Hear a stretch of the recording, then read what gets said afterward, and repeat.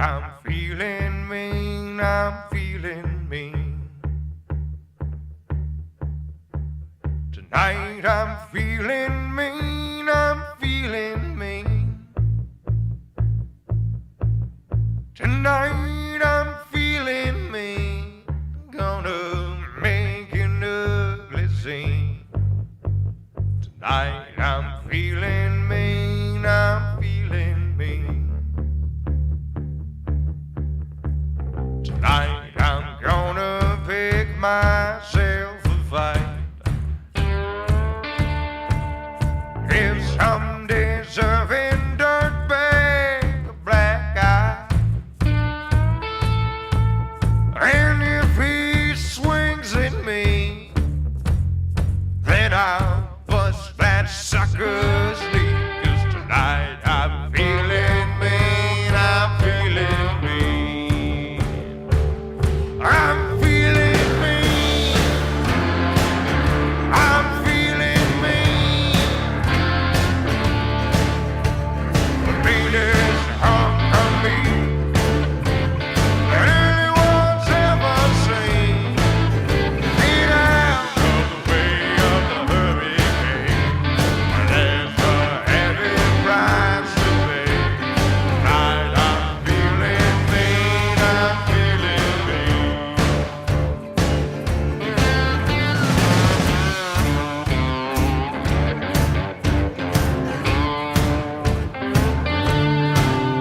And tonight I'm gonna drink like Daddy done. Gonna act a fool and keep on till the dawn. Drink 15 pints of beer, then I'll go right out here. And tonight I'm gonna drink like Daddy done. 'Cause I'm feeling mean, I'm feeling mean.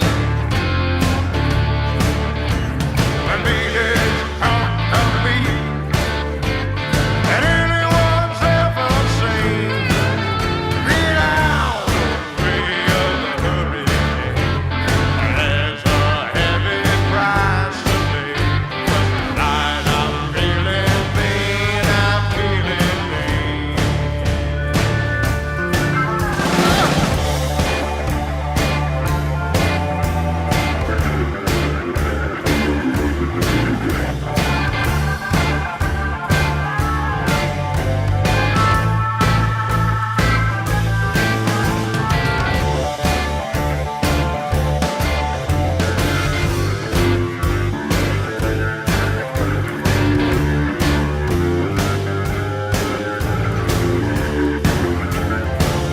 I'm feeling mean, I'm feeling mean. The meanest hunk of meat that anyone's ever seen. Get out of the way of the hurricane. There's a heavy price to pay. Tonight I'm feeling mean, I'm feeling mean. I'm feeling mean, I'm feeling mean. I'm feeling mean, I'm feeling mean.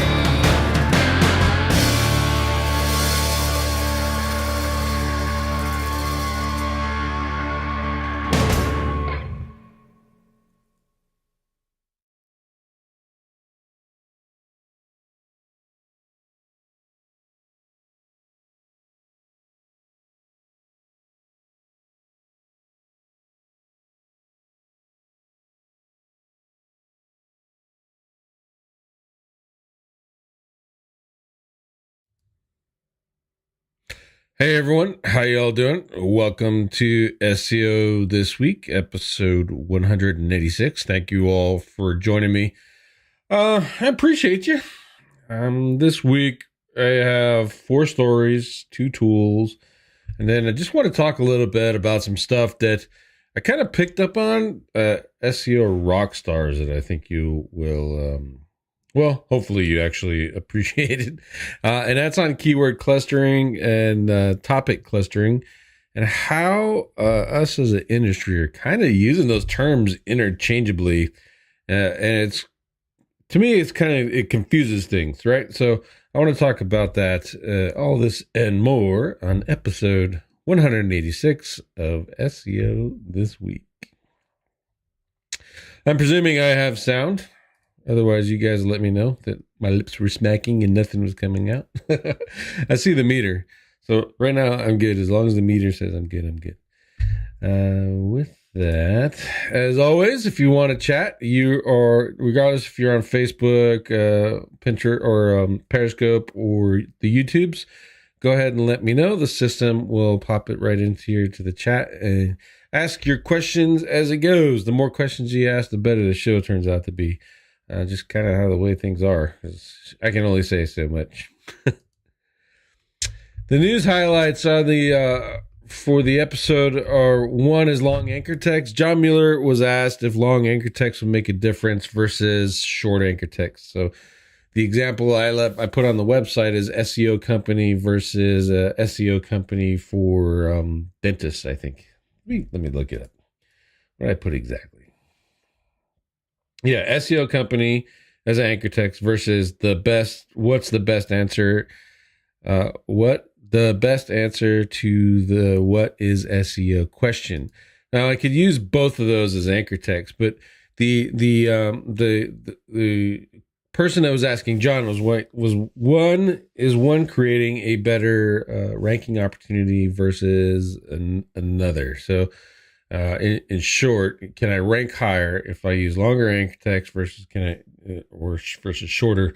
And the answer didn't really, it wasn't unexpected to me, which is it has long versus short. There is no ranking value one versus the other.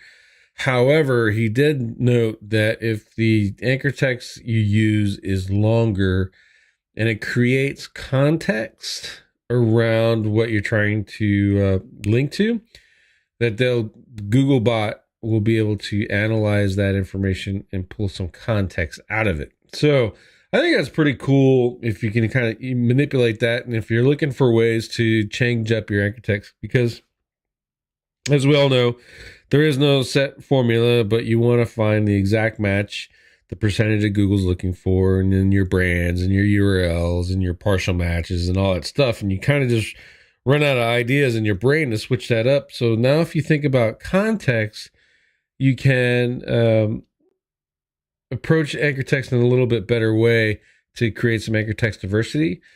So when you do send exact match anchors from your very best backlinks, you're not over optimizing anchor text wise, and you're getting the most bang out of your buck from your link. So certainly something to look at in the future. Next is CRO. As you guys know, I'm on this copywriter CRO kick. The post that I highlighted is actually a little bit older. I think it's June 2020. I have never seen it before, so I thought I'd share it with all of you. And in there, in the first paragraph alone, there's a test that they did and got a significant increase in conversions. And I'm going to recommend you check out the article and implement that for yourself. I know Terry Samuels, he's one of our frequent listeners. He implemented something like the test that is there. If you check out Saltera and their agency site and the menus in particular, you'll be able to kind of see where this test is, the CRO test went, and the value of doing it. I'm thinking about implementing it on Digitaleer just to see what happens. I think it'd be pretty cool to get some more leads for the agency. But I got some more other things I have to do on those pages as well. So it's kind of like where that's going to go. But honestly, check out that post. There's 5, 6, if you count the one in the first paragraph, ideas that you can implement right away to increase conversions. And then some more work stuff and supported by ideas and how to test CRO and how to implement and what kind of things to test to. So that's a really good post. The next is on migration. This one has been, I don't know, for some reason there's been a lot of talk in the SEO community about moving websites. How many people are moving websites, and why are you moving your websites? I really don't understand the current cycle of SEO's interest in website migration, but it is what it is. So this article is actually a really decent checklist. I'm thinking about taking this checklist and turning it into an SOP. And then there is, more importantly, which was why this particular one caught my eye, is there's a data studio template so that you can compare your old website metrics to the new website metrics and see if you screwed up or not. And it goes down to traffic and everything else. It's really, really good. So if anything, do what I did and go grab the copy of the Data Studio template. And you can bounce that off if you get a boss or a client or someone who just insists that they have to be on domain X, regardless of all the value and SEO stuff that you'll be walking through by moving it off of domain Y. So check that post out. And this next one is it's a Moz Whiteboard Friday, so I'll give you a heads up now. And it's talking about image link building. I read the transcript. I didn't watch the video. So what I got out of the transcript was a couple of ideas beyond what the article's focus is. And really, at the end of the day, it's make cool images, show them the influencers, get influencers to share them, and then that'll turn into backlinks for you. Lame. I guess it'll work. I mean, if you have really good products and you have some influencers that'll send you that'll share your images and maybe get some backlinks, but I think influencer marketing is more for traffic, in my opinion. But there's a couple ideas in this post that I actually liked. And one was updating your images. So in particular, if you've got old infographics, go in and find the new data and update those and reshare those, and you'll get some more traffic and stuff. Or my idea built off of that is I used to go to Pinterest and I'll find highly popular infographics. And this post isn't up anymore, but one example is I did colors and marketing and I put it on my personal blog, clintbutler.net. And then all I did was wrote, it's probably the lamest colors and marketing post you can ever find. But I wrote it and then I posted the infographic that I found on Pinterest. It was popular on Pinterest. So I put it on there. And then I repinned that infographic to my own boards. And that was getting constant traffic. So as a play on this, to update, you can go find other people's infographics, update the data, maybe modernize or change the design so that it meets what you're doing, and then republish that inside of a platform like Pinterest or any of the other image sharing or infographic sharing tools to generate traffic. And then to get the backlinks part, as you probably already know where I'm going with this, is just put the embed code underneath your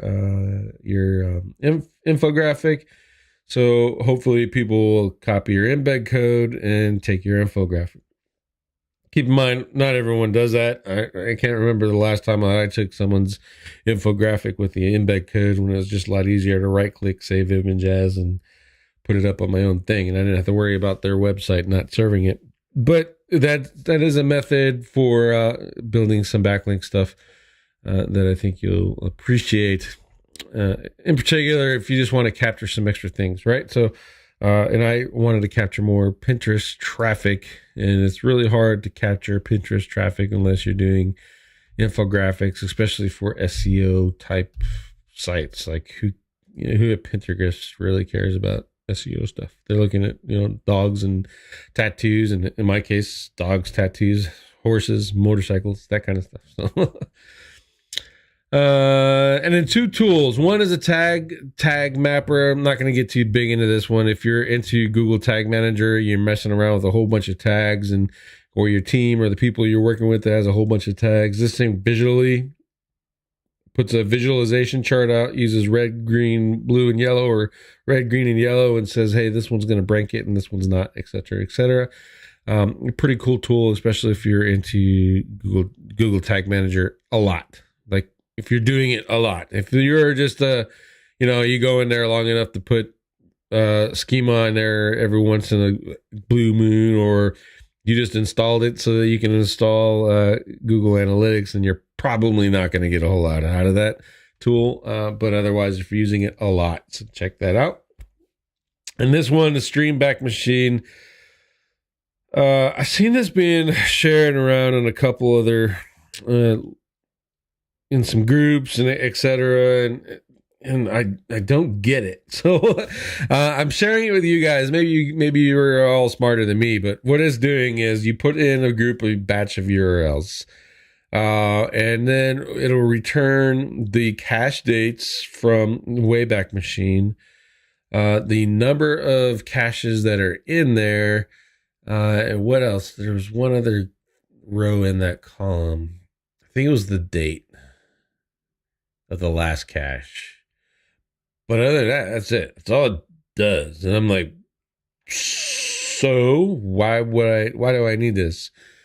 And it only does 5 at a time. So it's not like you can drop 400 URLs in there and see, if it was all cached and try to reverse engineer like maybe a PBN and see if a site was a PBN or that kind of stuff. It's like you can't click on things to go see the snapshots that were taken or anything.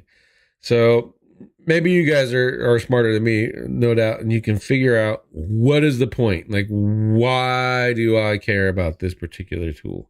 Why are you wasting your resources to give me this information? And right now, maybe not always, but for me right now, it's kind of a waste. Like, at what point is that valuable? And what am I going to do with that information? Which is kind of there. So hopefully you guys get something out of the news episodes. And let's see. And check in the chat. Don't see any questions. Again, if you guys have questions, please be sure to let me know in the chat. I will get to them. I like answering the questions.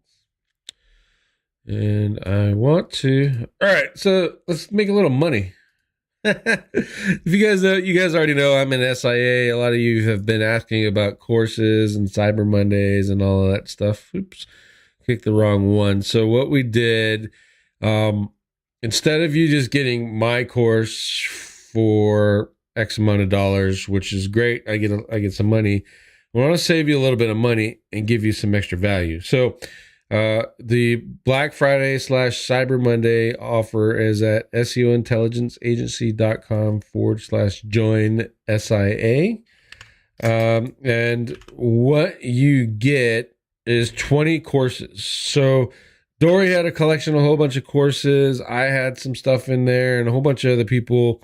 And we got 20 full SEO courses covering, as I said, just about everything. And there's a full list below on the sheet. We're waiving the, and here's the courses. You get access to all the tests, the resources, the community, etc. We're waiving the original sign-up fee, and then all you have to do is pay a 50% off on the monthly. So I think that's, I mean, honestly, we can't get any better than that. Dory and I, honestly, we weren't even going to do that. Because we have some more work and more promotion plans for SIA. You guys get to kind of see that as it grows, in case you decide to do like a course type of thing. But one of the things is we're updating the website, and we're gonna do a whole bunch of other stuff. And I'll show you. Here's what it used to be, and then $97 a month. So for this, we're waiving this. And then you only have to pay half of this monthly, which is, I think the math is 97-ish is what they did. So make sure you use this code SEO testing and drop that in there and get that savings. That is how you're going to get my courses. So if you ask about my courses for right now, while the deal's on, that's going to be the best bit to do it. You can buy them at What Ranks. What Ranks is all mine, and it's a one-off thing, and you pay $4.97 right now, and you get that one course forever. I will be changing that pricing model. We talked a little bit about that last week, because I'm dinking around with pricing models. Is maybe that What Ranks is going to go to the same as SEO SIA of 97, but that's only me, right? So you only get access to me and my courses. But we'll have some webinars, and you'll get 30 minutes of consultation time each month where you can just, sit at home all month and invent questions in your head and just come bring them to me, for 30 minutes each month. That kind of stuff. That's What Ranks. I can't do that kind of stuff at SIA because the group's too large. So, there's just not enough hours in the day to pull that off, but I can do it at What Ranks, based off of your ability to actually jump in there and get scheduled and use the times properly. So that's the two differences. So I hope you guys appreciate all of that. It took a little bit of convincing to get Dory to do it, but there you go. So no more questions. I think I've answered questions about the Cyber Monday stuff, and I've made my money now, so we're good on that. Okay, let's see. Question from the chat. What are things someone should focus on if they're trying to transition to client side? Excuse me. I don't want to touch my microphone. Remember my dramas.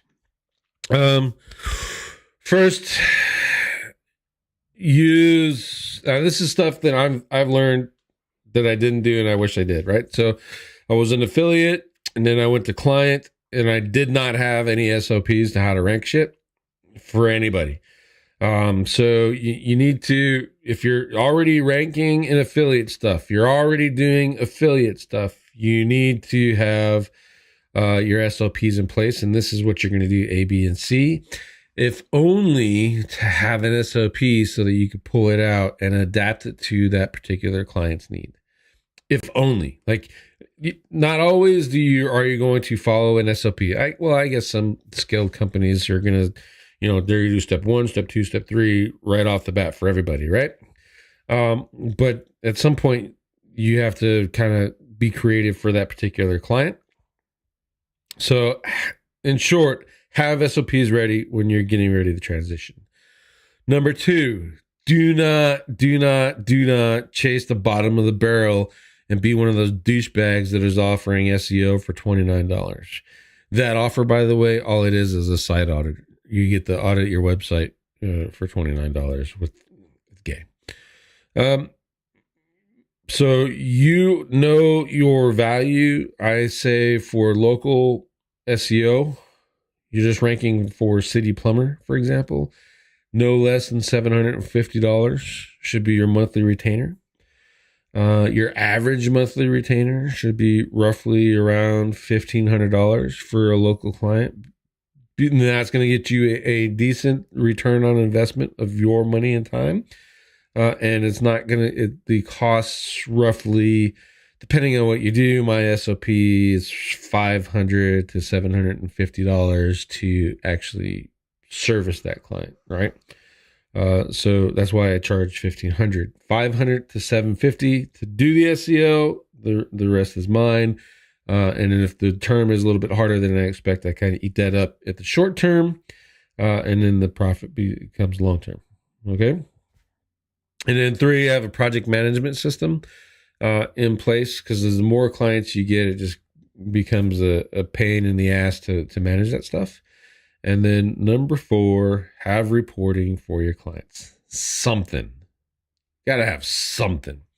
For me, my clients, I kind of, because I talk to them all the time on Slack, my reporting is rank trackers. It's pretty much it. Like, I have Ryan Stewart stuff for OTT when I was over there, and now I'll be bringing the Ryan Stewart stuff over onto Digitaleer as I get more and more clients on the Digitaleer. I'll see they'll be seeing that more, just to kind of outline what we're doing. But for the most part, because the clients that I have know me and don't understand my relation thinking, and I'm selling rankings, the rankings report is what they expect. So that's what they get, and they get that once a week. It's set up automated, and then I got two tools doing it, and they understand why there's variations and why there's variations between what the rank trackers show and what they see. They're all taught all of that, and it saves a whole lot of drama. So those are the things, Nora. Hopefully that helped. Joe Andreas, are you planning to add a link building course? I thought about it long and hard. I will teach some things that I do for link building, but I will never teach everything that I do, and I will not teach the formulas in which I use them. So I don't know that I actually going to be a whole lot of value for a whole lot of people, but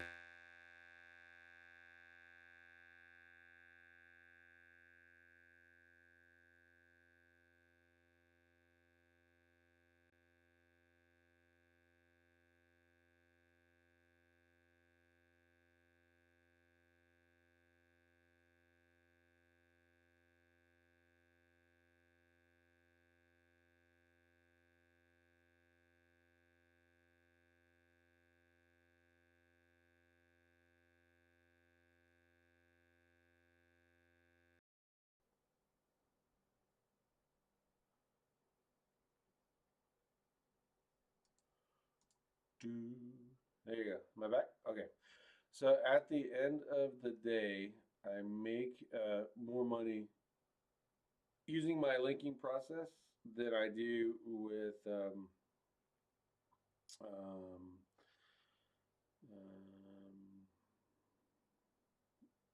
selling it. I'll make way more money selling a course, right? So, or not selling a course than I will apply it. And I'm not going to be one of those people, and that's just because I had to switch the microphones.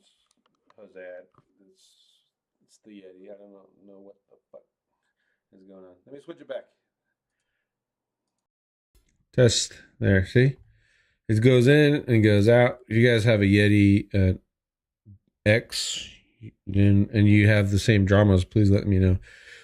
So what is so with that being said, I want to teach some link building stuff, because I think that if I teach you all the blocks not put together the way that I use them, that you'll be able to use your imaginations and come up with new link methods and new link organizations and new ways to gather links, etc.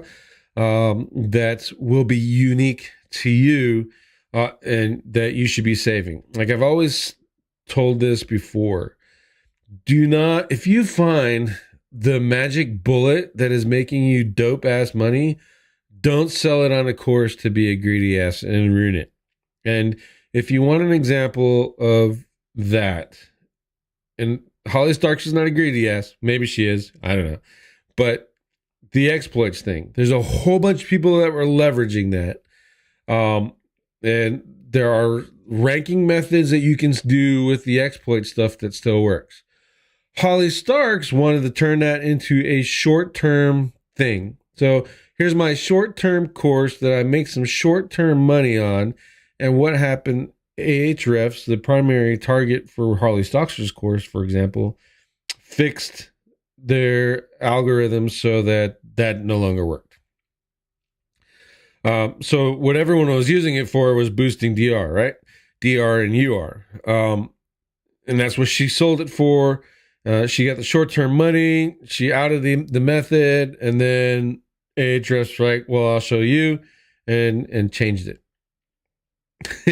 and so that's the same thing with link building courses and link building tools, is they get that standard thing going on, and eventually it just doesn't work, and you have to think outside of the box. So if I do a link building course, the long version of that, it'll be pieces so you can put your own box together and keep it to yourself. Let's see. I gotta scroll back up. You guys got me with the no sound thing, but I was watching the monitor this time.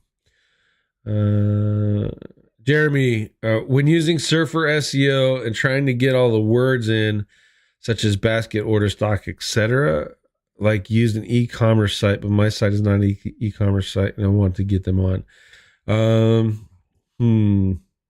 That'll be pretty easy, actually. I was gonna do a little bit of Surfer today because they did some updates, and you know me, I'm a tool whore, so I canceled the Cognitive because Surfer put what Cognitive had in there. So I'm back at Surfer again. So I'll open that up and we'll kind of go over that, Jeremy. I'll save that in my head. Can I add these terms in the article schema, for example, to get the words on the page? Exactly. Yes, you can. You can add those in there. Even better, you can add the entity stuff in there if it's relevant too. Everhart, what kind of project management system are you running right now? Me, myself, and OneNote. I don't have a whole lot of clients, so it's a little bit easier. I am switching over as the client base grows back to Ryan Stewart's system. It's all Google Sheets. SIA is all on Trello. I did have Git Scrum at OTT, and that was actually pretty good too. So it's really, what are you going to use and how often are you going to use it? And the Ryan Stewart stuff is actually it's pretty easy, and it helps built-in reporting and all that stuff. So that makes it a little bit easier when you're doing like a lot of offshore stuff. If you're just doing you and maybe if one or two other people, then a Git Scrum or Trello works. Asana was okay, I just never got behind it. So, but Trello just seems to be where I land for the most part, especially at SIA. Everything's on Trello at SIA. Let's see. Scrolling down.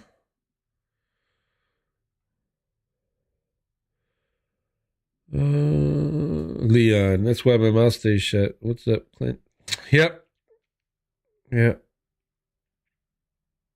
That's why I don't talk about my Anchor Tech software and what I was going to do with it anymore. People take that and build their own stuff and then lowball themselves in the legit gigs. I'm not naming any names, Leon. Legit gigs. Leon, hey, I just want to tell you guys, if you have a skill that you busted your ass to learn and you created a software that does cool and exciting things, don't offer $5 gigs on fucking anywhere. Either offer that software as a service or offer the reports in that software for what it's worth. So from Leon's post, it's anchor text, it's analysis, tell you what kind of links you need, and the anchor text that goes with all those things. And it's all built, my guess, because him and his brother did it, is Python and maybe some other things, right? That takes time, money, and effort to build that stuff. And I would say that is probably like a $47 report, not a $5 report, right? So you're giving me the roadmap for my link building that I combine with Quora or whatever. Even better, it's a software that someone is actually going to use, a SaaS that someone will use. You spit out the report, you get a whole bunch of users that are on it, and then you start integrating that with a guest posting service or partner with someone who can do a lot of link building and knock that out that way. That's how you manage that. Let's see. Have you used Google Analytics 4 yet? Thoughts on finding it very hard to love? Finding it very hard to love. It's a change thing, right? We're SEOs. We hate change. We want to do that thing. We want to do that standard and just repeat, rinse, repeat, rinse, repeat. So switching over to the GA4 is kind of one of those things. It's not like on my priority level. So I want to put it onto a couple of my sites, but I understand it. But knowing that I have to keep both Universal and GA4 on there, I'm just debating, is that data even worth it? I know some affiliate sites, some affiliate projects that I'm building, those are all rebuild based off of old traffic, and I really don't care. So I'll probably just switch to GA4 and just delete Universal Analytics. And that's kind of where I'm at in my implementation of that. Alrighty, let me see. What do I want want to talk about today? I want to talk about keyword clusters. Can we talk about that now? You guys ready? Let's see here. I'm at share screen. Yay. And let's do. I'll show you this. Keyword clustering.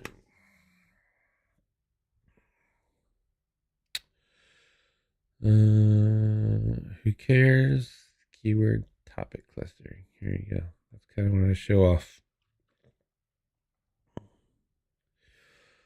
All right. So before I get into this, one last question: If you were to live in New York City or LA, would you rather be a real estate broker or a SEO agency that sells leads to brokers and others, of course?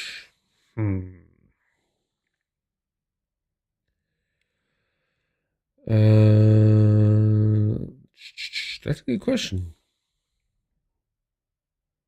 First, it would be New York City because there's no way in hell I would move into California.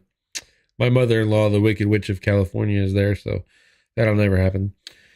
New York City, watching the news and then kind of dreaming that I one day would grow up to be a real estate person, like enough to actually buy and sell real estate, right? That market's really, really competitive.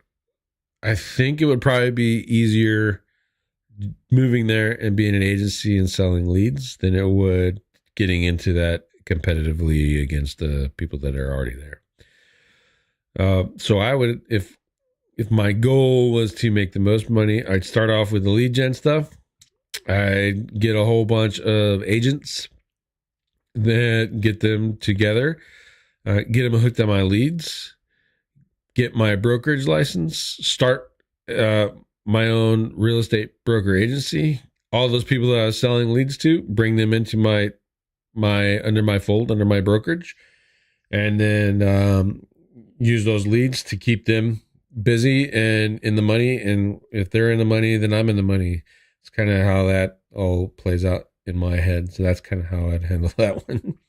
I would use, if I had, if it was my skills and I had my skills, I would go that route. Because the real money is in the broker part. It's not in the, obviously the agents will get commission, but if you're in the brokerage and you have agents that are doing a really good job and they're getting a lot of leads and all those leads are turning into referrals, and all those referrals, you go up in the value of the property and all that other madness and stuff, and you can generate a lot of money really quickly. So that's the way I would go. All right, let's talk about keyword clustering. What this brought about, or what brought this topic about in my head was my SEO Rockstars. And I'm turning this on because I couldn't get my iMac hooked up today.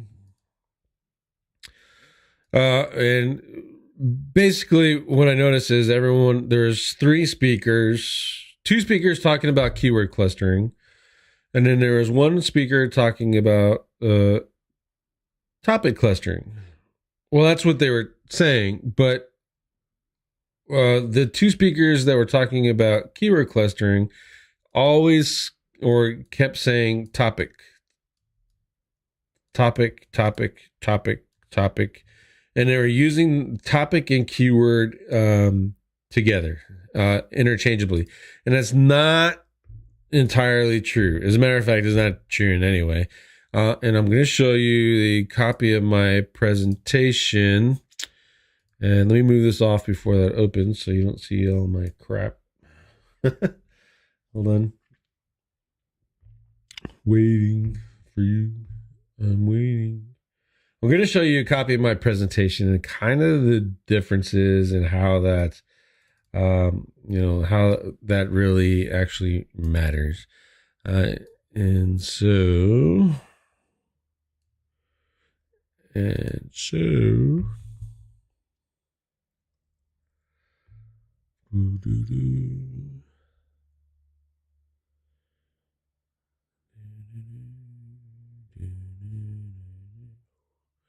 Man, Google Drive is slow. I guess Amazon had some problems the other day too.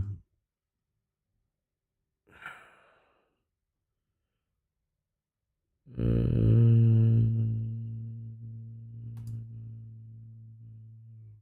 Here we go. Okay, so let me see. I'm going to change the window side and hopefully you guys can see the whole thing. Get off of there.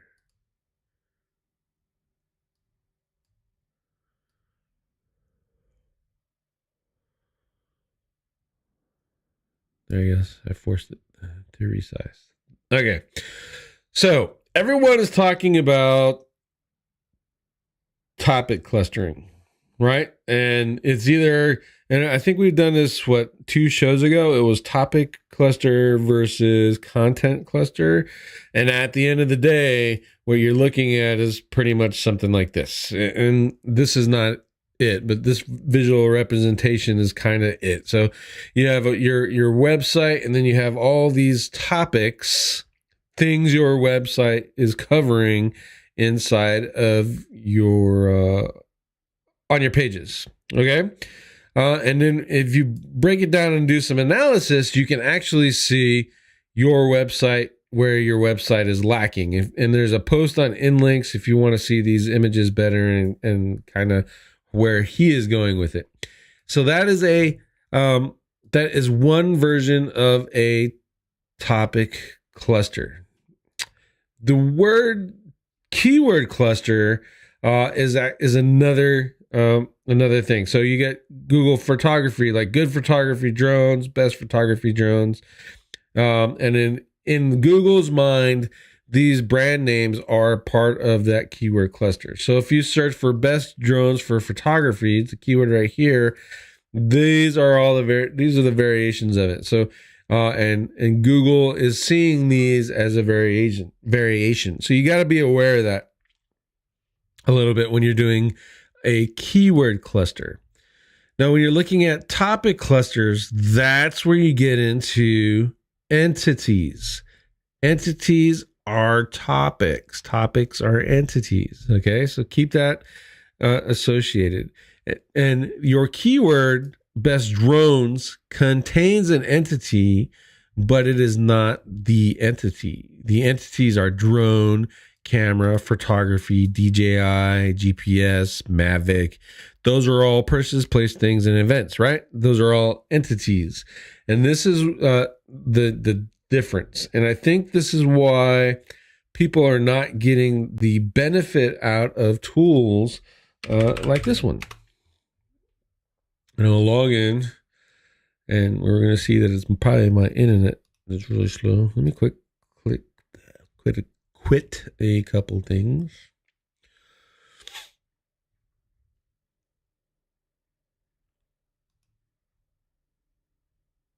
There you go. I quit. And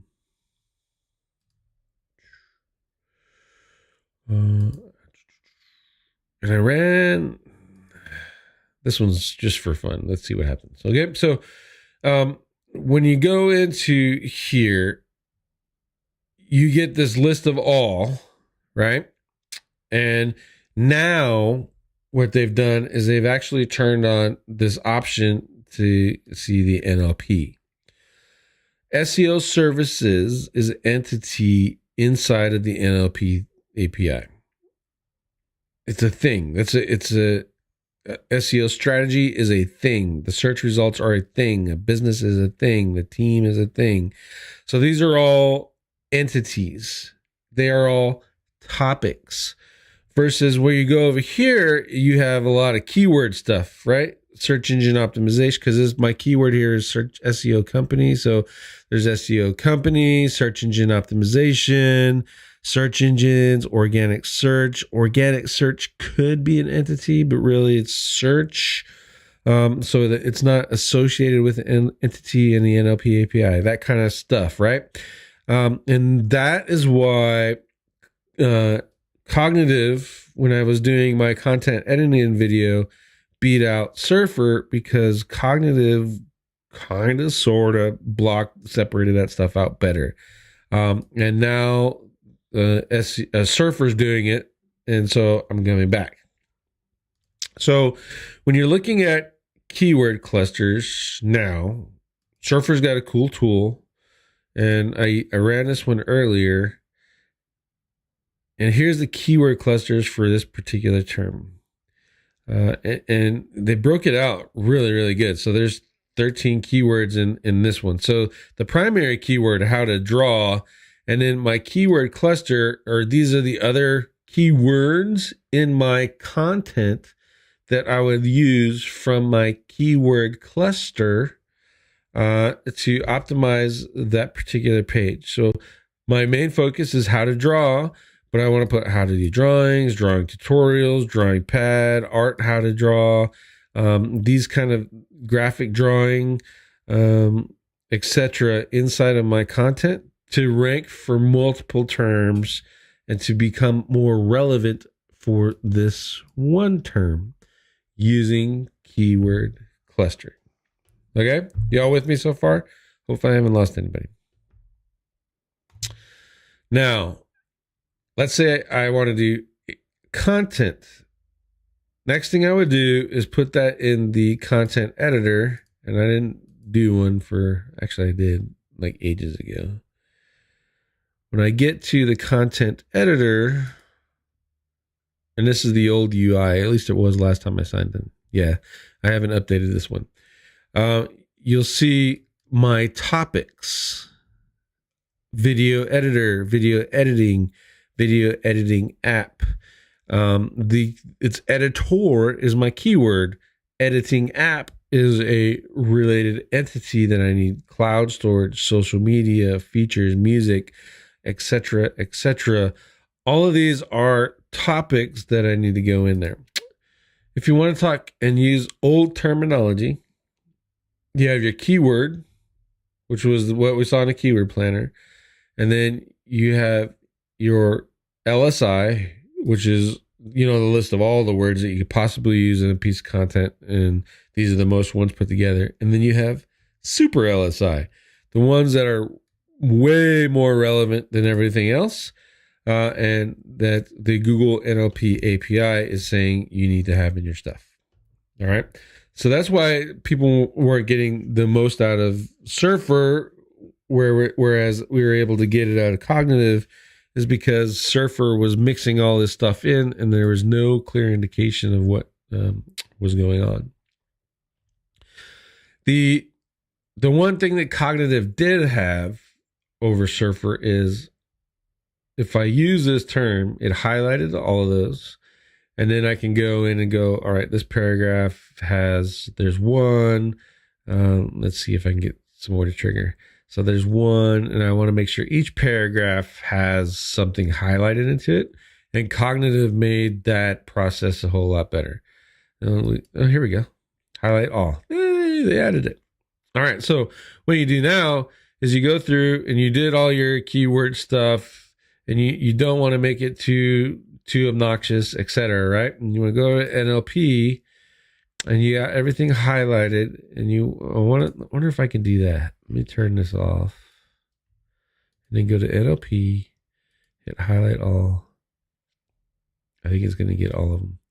But what you want to do is just go insert and make sure every paragraph has an entity in it that's related off your stuff. And if you want to get really nerdy, you can go all the way down to the sentence level. But for the most part, I go to the paragraph level. And then you get your score up to meet or exceed what everyone else is doing. Again, this was an old run, so that score is not there to get updated. And that's how you're going to get the most out of Surfer. Okay. And then for my content editing stuff, we actually go over to inlinks, and I still do that. But I wanted you to see, like, visually, that there is a difference between a topic cluster entities and a keyword cluster, and how to actually apply those and use those. This is one tool. The other tool I know I've shared with you guys before is Keyword Cupid.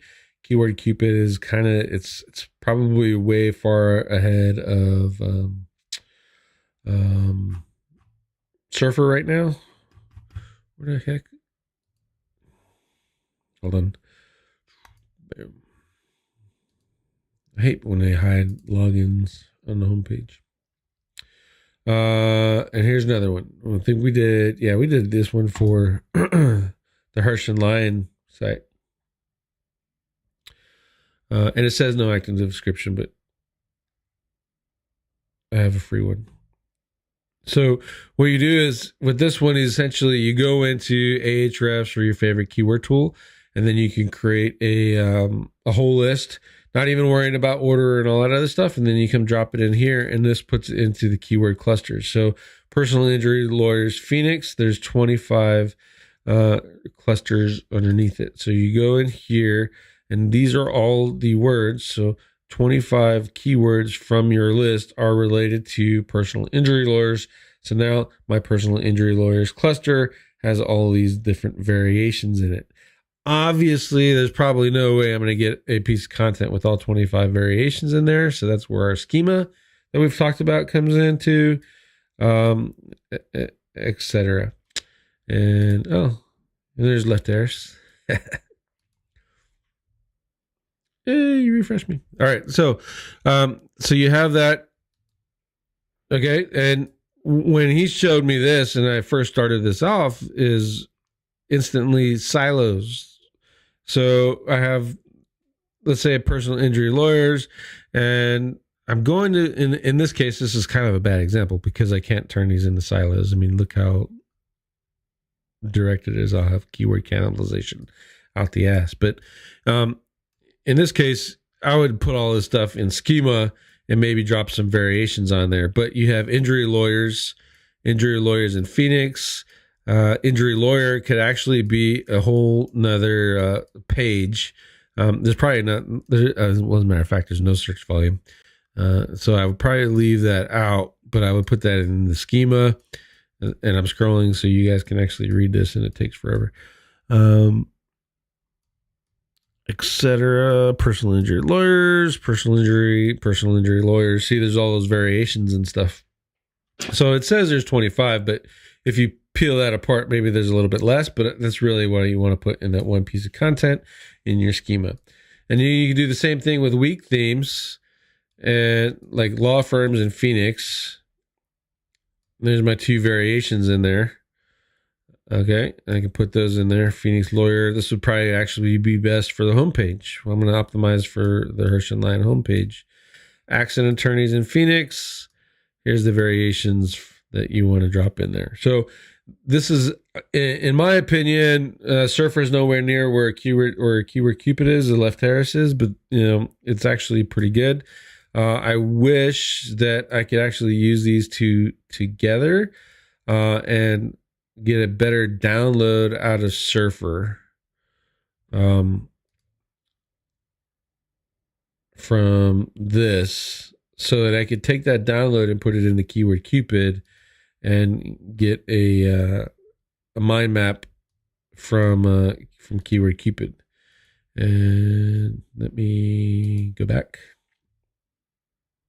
And for all of you like visually challenged like me, there is a Excel download here as well. It's all put into that. So these are really two really good tools. They're doing a great job with keyword clustering and making that whole idea and that topic sound a whole lot better, right? So, and it makes it more clear and how to apply clusters, keyword clusters versus topic clusters. And I want to get Left Harris on here one day when I figure out the whole visitors into my show thing, probably through Zoom. I'll do that like, what's his name? I forgot, a brain fart right now. Hasta la vista, boss. He brings his guests on via Zoom and then streams to your OBS. So I'm probably going to do that too, but we'll see how that goes. And talk more about how do we get these, because there's Mikhail did a great presentation in Rockstars, the manual way to do this, and I liked his style, but I want to hear Lefteris's version and then how we can actually do that a little bit better with keyword Cupid and some things that we can turn on with this. Like, If you're a customer at Keyword Cupid, I'm trying to get him to actually make it so that I can share these as a web page for link building. Once we figure that out, I actually did it once, but I haven't been playing with it for a while.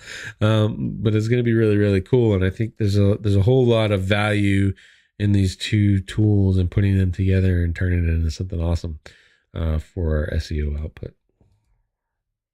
Okay, that's really all I had to talk about today. Was the difference between keyword topics or keyword clusters and topic clustering. Jesus, I'm messing it up. And so I know that if you're new to SEO or you're new to content optimization with NLP, why these tools are coming out with these things, and they're just saying, hey, fill out these words, and you're just like, okay. Now you have a better understanding of what they're actually intended to do, and how and why. In particular, me, like when I did that content optimization piece, you saw I was using phrase. I did word to phrase to cognitive to in links, and now you saw why I was bouncing around and doing that.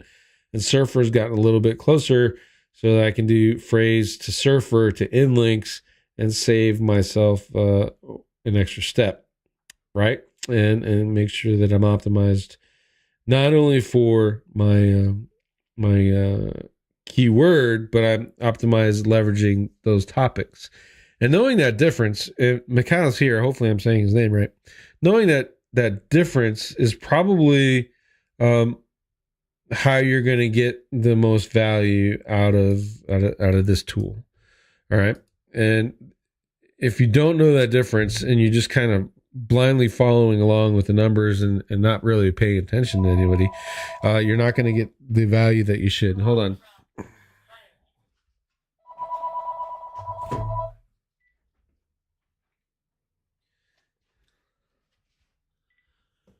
All right, I'm back.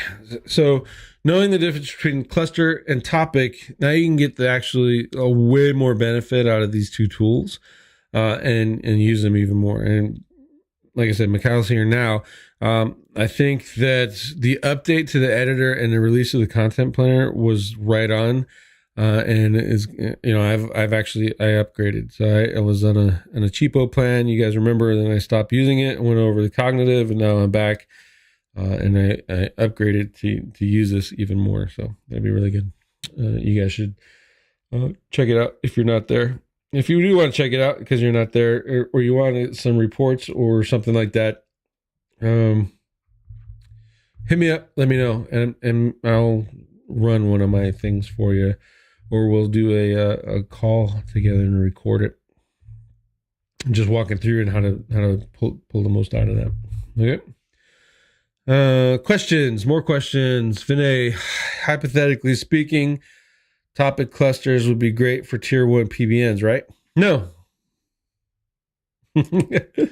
No, they wouldn't, because topic, remember, in the beginning of the of the show, topic clusters for a PBN.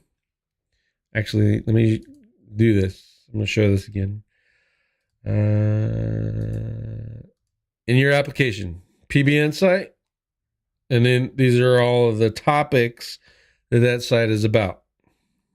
Okay, so hypothetically, for the PBN tier 1 PBNs, yes, you would want to do that.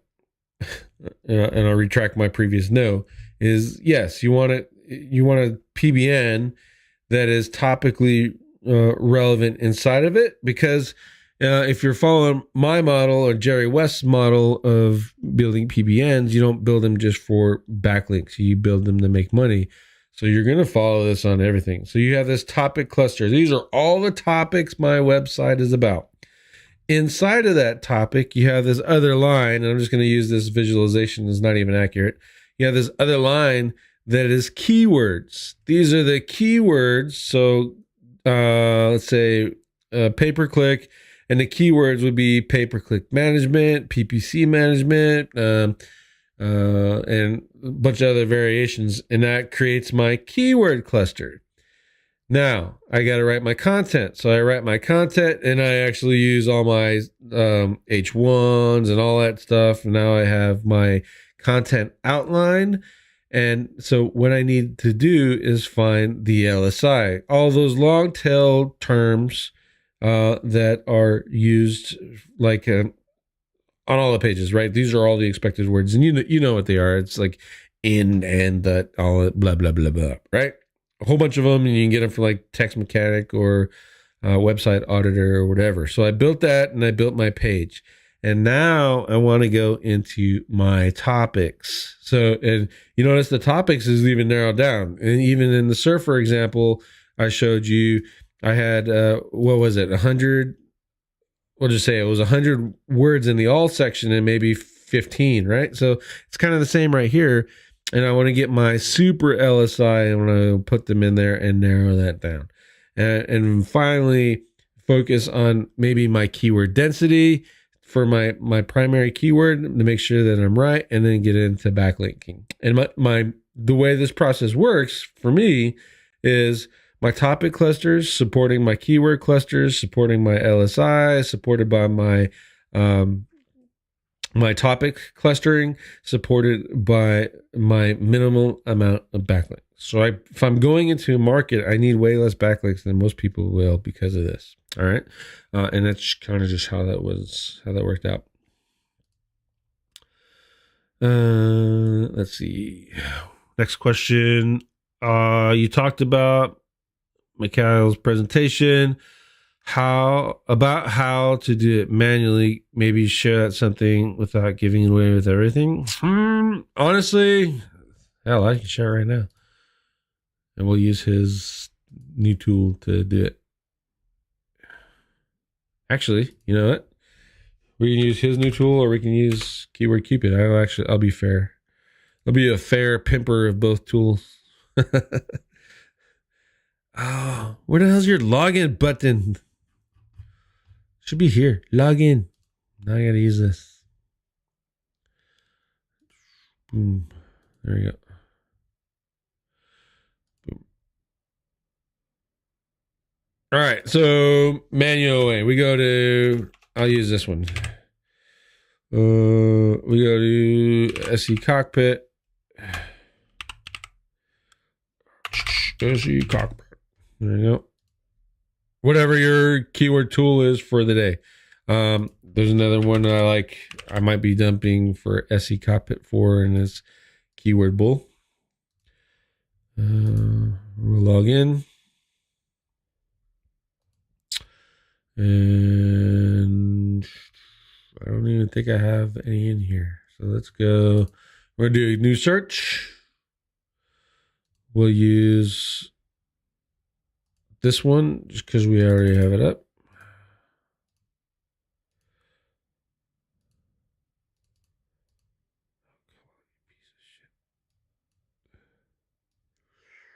There's an overlapping box. It's screwing with me. And best drones for photography. I'll do it over Keyword Bull too. Why not? I'm beginning to really like this tool over the other. Keyword Bull. It's gonna go do its thing. Or you can go to Ahrefs and do the same thing. We'll put it in there. And the only reason I'm showing you is just because there's just so many different ways to skin this cat, right?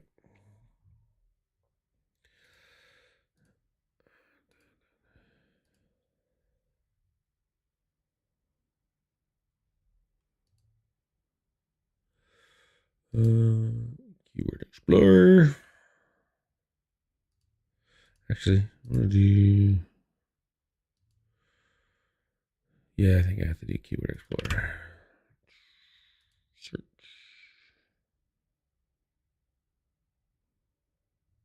Okay.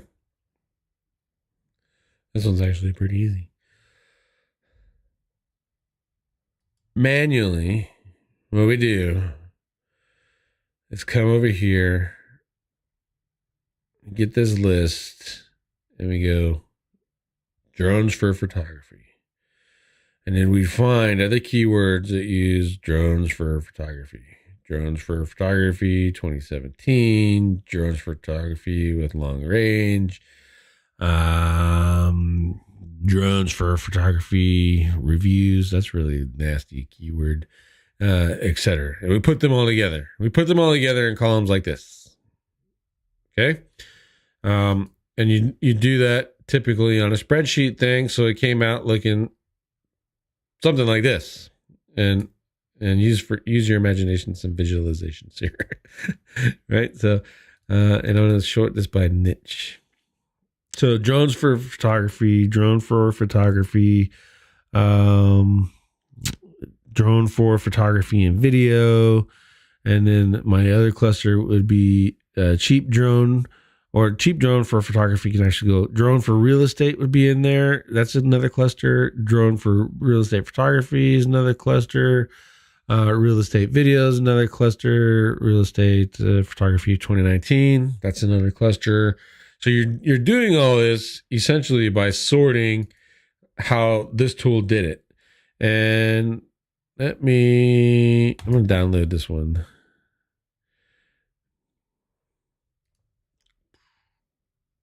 And you're just going to open up a spreadsheet and you're going to put them in their quote unquote clusters, which is what he did right here, right? They just automated it. And you can tell there's some kind of, for a movie reference, WAP in a woodpile.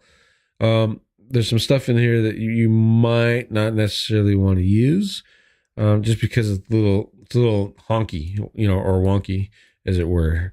Get rid of that variation, because it's Google knows you're doing that, right?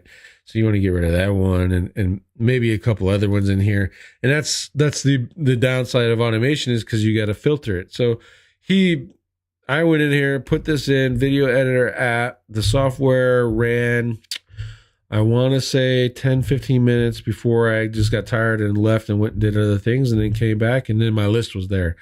Versus doing it this way, which is what Keyword Cupid is automating it. SEO campaign cost. Here's the keyword cluster. All right. And then it's the same thing. Here's the keyword cluster for SEO campaign. And I know you guys can't read that. I don't even know if I want to, this is really going to be worth it. There. And negative SEO campaign. So you get the picture. All you're going to do is find the words like that, and then put them inside of your sheet, and then go in and or use this or use this. Okay, so really at the end of the day, and Left Terrace is pointed out that is an outdated sheet. It is, because I did this 2 months ago. So really what you're doing is you're kind of saving yourself some time, where you can use Surfer and you get this big old insane list of clusters, and you got to go through and find the ones you want, copy them out, get rid of the trash. And Macau's here, the search volume is here, all that stuff, but I don't see a way to export that so it comes out like something like this, right? And then you have Keyword Cupid, where it's a little bit more dependent on other tools. So I would download this whole list, throw it in Keyword Cupid. Keyword Cupid would throw it all together. That would give me that spreadsheet, and they would give me this mind map and build my clusters that way. So either way, you're having a decent whatchamacallit, idea of where you're going with the keyword stuff. And either way, whether you use Surfer, the manual method, Keyword Cupid, or you train a monkey to do this for you, you're going to get all your pages built out, and all your silos based off of your topic cluster. Remember, topic cluster, keyword cluster, topic cluster. I know it's confusing when there's two applications of topic cluster, but that's just kind of the way you have to go. in this new world under machine learning. Remember, we're trying to feed the machines more information to make them smarter and understand our websites better, and that's why we're using those two topic cluster in the two different definitions. Let's see. Cool. Macau said export is coming to Surfer, which will be awesome. Let's see. When do you decide to create one article per keyword or an article pointing to several of them? Volume, difficulty. Typically, it's going to be a difficulty question. Volume, because I've been around PPC long enough to know that the keyword volume numbers are all bullshit, blatant lies. It's never what they say it's going to be until you're actually ranking, and then you can see impressions inside of Search Console, and even then you take those with a grain of salt, right? But at the end of the day, my choice on those is going to be my hardest terms are going to get pages. Maybe I can pull in some of the extra terms by filling those inside of the content, or I'll do some in schema, and then I use my next level terms down for silo, supporting silo stuff.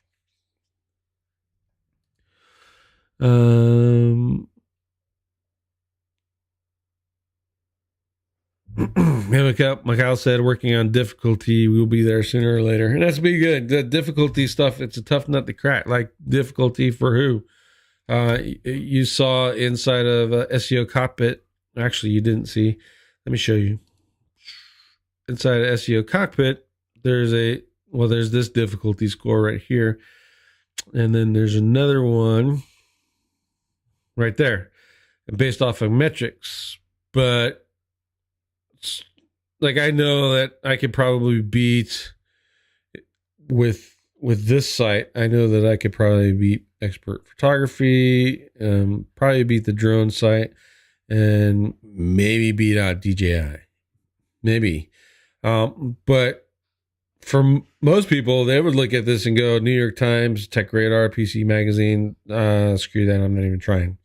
CNET, right? So that keyword difficulty inside of tools to me has always been like, okay, I take it with a grain of salt, but I understand that from their perspective, it's just difficult to who? You know what I mean? A brand new person ranking in a local city, that's difficult. But an older person, that's easy. So what metrics are you basing it off of? So that'll be interesting to see how the surfer guys figure that out.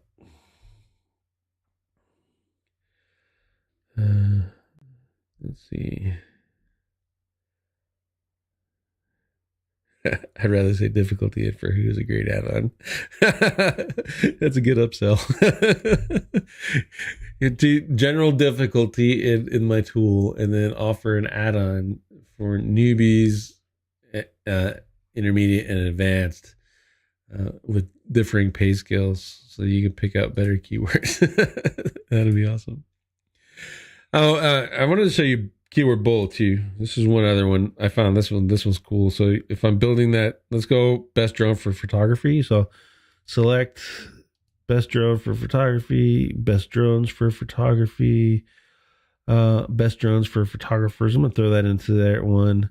Best photography drone, best drone for video, drones for photography, places, drone photography. No, drone for photography. No, I could do a separate one.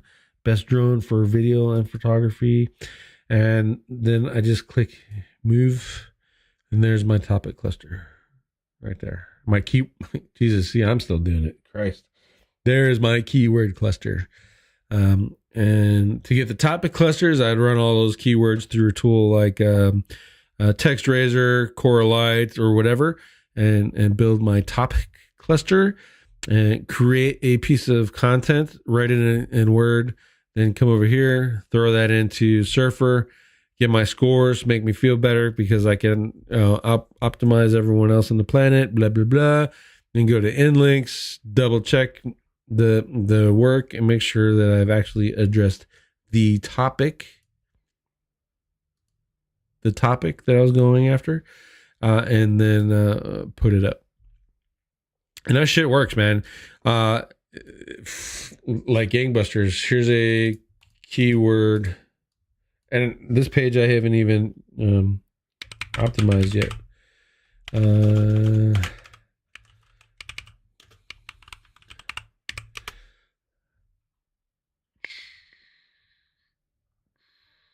There you go. Right there. Number 6. I have not done Schema yet. I have not done any on-page optimization. I have only written the content and I pushed it through that content process.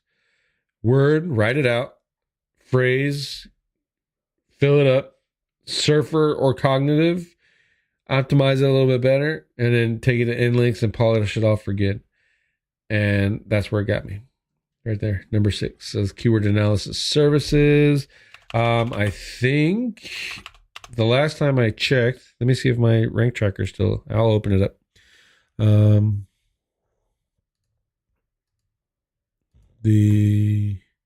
I checked this morning. This is a Java program. It takes forever. Close some of this crap. Hello.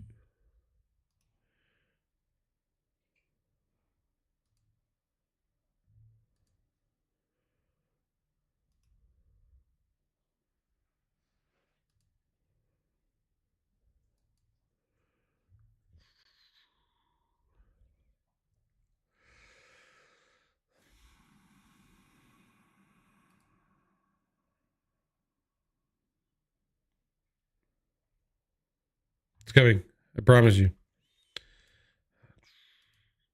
It's only because I'm using so much CPU output into you guys.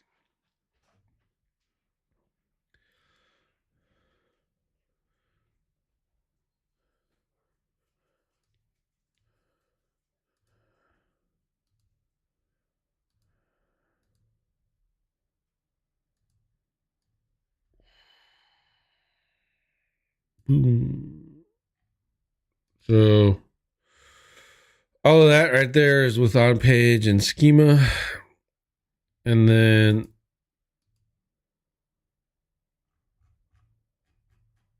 this, where'd I go? I messed up my thing.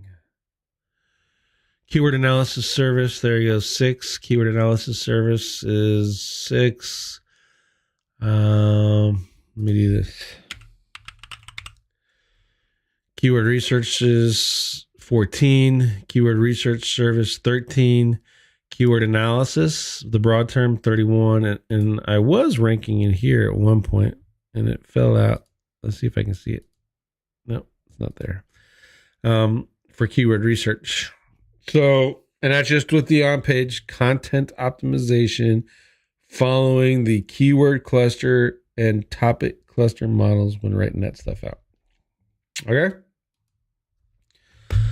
All right. Any other questions? Do we have any other questions today? Anything you guys want me to cover? I'm good. I think an hour and 18 minutes. Pretty good episode. Hopefully I didn't ramble on. Hopefully I cleared that up in your head on it's topic, keyword, topic. So topic cluster, my website, keyword clusters for my web pages, topics inside of my pages, and topics are entities. Okay. So hopefully clear all that stuff up for you guys. Great show, Clint. Thank you. And thank you very much, Jeremy. I appreciate all of your guys' feedback. I appreciate you coming on the show, watching. And I will see you all next week. This has been SEO This Week, episode 186.